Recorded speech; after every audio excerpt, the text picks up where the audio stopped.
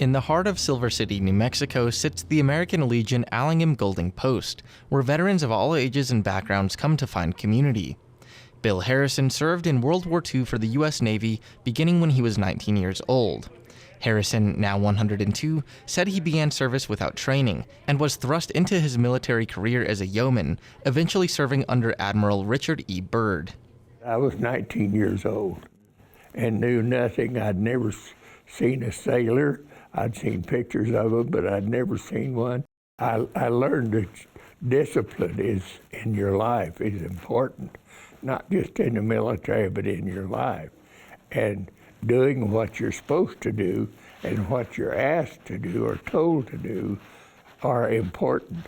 To set a goal and accomplish it is important. I was a little oaky farm boy that didn't mow much, and when I got out, I still don't know too much, but when I got out, I was a man. After being honorably discharged in November of 1945, Harrison went to law school and after graduating, began a life of public service, which led him to become the city manager in Silver City in 1969. When asked how he would like Americans to observe Veterans Day this year, this was his response. With reverence, with respect to those who served, with respect to the families who lost people in combat, who have cared for or nurture those people that come back that are wounded or injured or not quite like they were when they went. I think that's the main thing. If we just get together and support one another, that's what I hope can happen. For many, the American Legion Post is a place to find community, to find veterans who can relate and empathize with each other.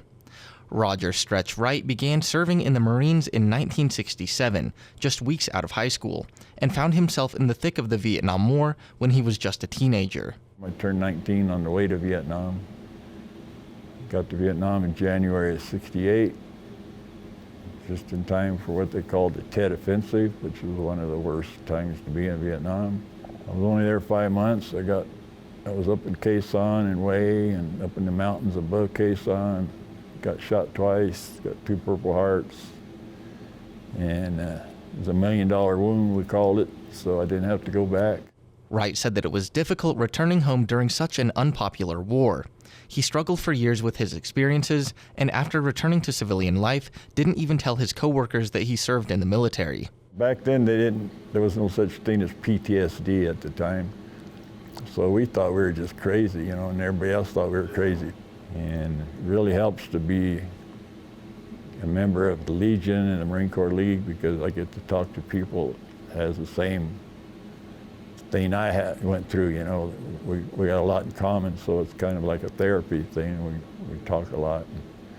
We cut up, have a good time. It really helps. And that is what the American Legion excels at, according to Army veteran Marianne Coppinger.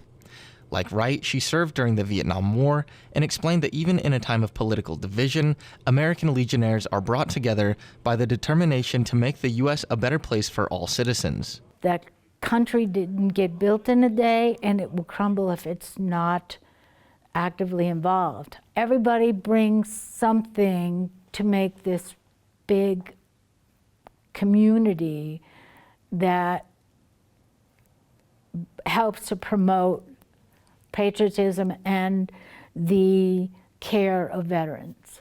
When I see the names and the faces of the other veterans in this building, it reminds me that there's so much that so many people have done, and we all have to work together to continue that. As for Bill Harrison, the centenarian said he believes that better days are still ahead for the U.S., despite current division across political lines. Be a giver.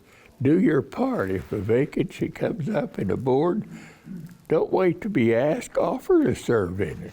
That's how we are a good democracy, a republic, actually. We've been in lots worse places than we are now. This is a great country. And these people that are here today are the ones that have made it great. In the town of Silver City, these veterans offer more than stories of war. They provide lessons in resilience, camaraderie, and the enduring strength of service to one's community. For KRWG Public Media, I'm Jonny Coker.